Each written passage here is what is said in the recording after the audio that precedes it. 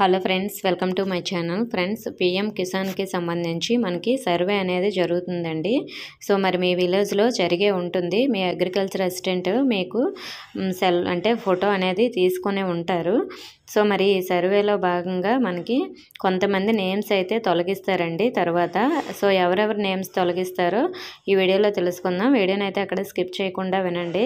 Friends, ఇంతకుముందు మనకి PM కిసాన్కి సంబంధించి ఈకేవైసీ అనేది కంప్లీట్ చేసుకున్న వాళ్ళకి అమౌంట్ అయితే ఇచ్చేవారు కదా.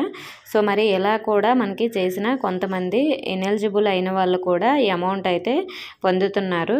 సో అందులో మరి మీరున్నారేమో ఒకసారి చెక్ చేసుకోండి. ఇప్పుడు ఎవరు ఇనెలిజిబుల్ అనేది చూద్దాం.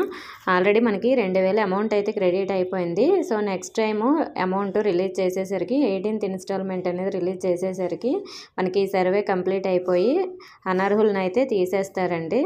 సో మరి దీనికి సంబంధించి సర్వే మనకి మీ విలేజ్లో జరుగుతుంది కదా. సో లబ్ధిదారుల ఫోటో తీసి పీఎం కిసాన్ యాప్లో అప్లోడ్ అయితే చేస్తున్నారు. మీ అగ్రికల్చర్ అసిస్టెంట్లు ఎవరైతే ఉన్నారో వాళ్ళు ఆల్రెడీ మీకు తీసే ఉంటారు. సో మరి కొంతమంది చనిపోయిన వాళ్ళు ఉంటారు కదా, వాళ్ళ పేరు కూడా అమౌంట్ క్రెడిట్ అవ్వకుండా, అలాగే కొంతమంది భూమి అనేది అంటే వాళ్ళ నేమ్ ఉండేటప్పుడు కిసాన్కి అప్లై చేసుకొని వేరే వాళ్ళకి అమ్మేసి ఉంటారు కదా, అటువంటి వారి నేమ్స్ కూడా తీసేస్తారు. అలాగే ఇంకా కొన్ని డీటెయిల్స్ ఇక్కడ ఇచ్చారు, అది చూద్దాం. ఆదాయ పన్ను కొడుతున్న వారు ఉంటే వాళ్ళ నేమ్స్ కూడా తీసేస్తారండి. భూమి లేకుండా లబ్ధిదారుడు పథకం లబ్ధి పొందితే వాళ్ళ నేమ్స్ కూడా తీసేస్తారు. అలాగే పథకం పొందుతున్న వారిలో ప్రస్తుత మాజీ మంత్రులు, ఎమ్మెల్యేలు, శాసన మండలి సభ్యులు, రాజ్యాంగ పదవుల్లో ఉన్నవారు, రాష్ట్ర కేంద్ర ప్రభుత్వ ఉద్యోగులు ఉన్నారా లేదని చెక్ చేసుకొని వాళ్ళు కూడా తీసేస్తారు. భూమి వివరాలు సరిపోకపోవడం ఉన్న వాళ్ళు కూడా తీసేస్తారు. అలాగే 2019 తర్వాత భూమి రిజిస్ట్రేషన్ చేయించుకున్న వారు కూడా ఒకవేళ ఇప్పుడు మనకి పీఎం కిసాన్కి ఎలిజిబుల్ అయ్యి మీరు పీఎం కిసాన్ పొందుతున్నట్లయితే వాళ్ళు కూడా తీసేస్తారు.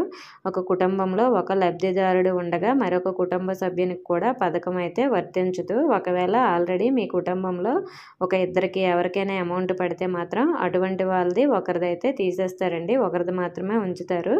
అలాగే ఆధారు మనుగడలో లేకపోయినా కూడా అటువంటి వారిది కూడా తీసేస్తారు. రాష్ట్రం నుంచి వలస వెళ్ళిపోయిన వారు, అలాగే భూమి సాగు చేయకుండా స్వచ్ఛందంగా వదిలేసిన వారు, ఇలాంటి వాళ్ళందరి నేమ్స్ కూడా తీసేస్తారు. అలాగే 18 ఏళ్లలోపు వయసు ఉన్నవారిని ఎవరైనా ఈ పథకం వర్తిస్తుందా అనేది కూడా చెక్ చేస్తారు. సో ఇలాంటి డీటెయిల్స్ అన్నీ కూడా సేకరించి సో ఇప్పుడు నేను చెప్పిన అన్నిటిలో మీకు ఏదైనా దానికి వర్తిస్తే మాత్రం మీ నేమ్ అనేది తీసేస్తారండి. నేను ఇప్పుడు కొన్ని పాయింట్స్ చెప్పాను కదా, అలాంటి వాటికి సంబంధించి మీరు అవేమీ కూడా మీకు ఇనెలిజిబుల్ అవడానికి రీజన్స్ లేకపోతే మీ నేమ్ ఉంటుంది. కానీ ఏమైనా ఇనెలిజిబుల్ అవడానికి రీజన్ ఉన్న వాళ్ళందరూ కూడా నేమ్స్ అయితే తీసేసి నెక్స్ట్ 18th ఇన్స్టాల్మెంట్ నుంచి అమౌంట్ అయితే వేయరండి. ఆల్రెడీ సర్వే అయితే చేస్తున్నారు కాబట్టి ప్రతి ఒక్కరు కూడా సర్వే చేయించుకోండి. సర్వే చేయించుకుంటేనే మీకు పీఎం కిసాన్ అనేది ఉంటుంది. లేదంటే సర్వే చేయించుకోకపోయినా కూడా ప్రాబ్లం అవుతుంది, ఎందుకంటే మీ వివరాలు మళ్ళీ నెక్స్ట్ ఇన్స్టాల్మెంట్కి రాకపోవచ్చు. ఓకే ఫ్రెండ్స్, మీకు అర్థమైందని అనుకుంటున్నాను. ఇంకా ఏమైనా ఇంపార్టెంట్ డౌట్స్ ఉంటే కామెంట్ చేయండి. ఇన్ఫర్మేషన్ నచ్చితే వీడియోని తప్పకుండా లైక్ చేసి మీ ఫ్రెండ్స్కి కూడా షేర్ చేయండి. మన ఛానల్ సబ్స్క్రైబ్ చేసుకోండి. Thank you for watching.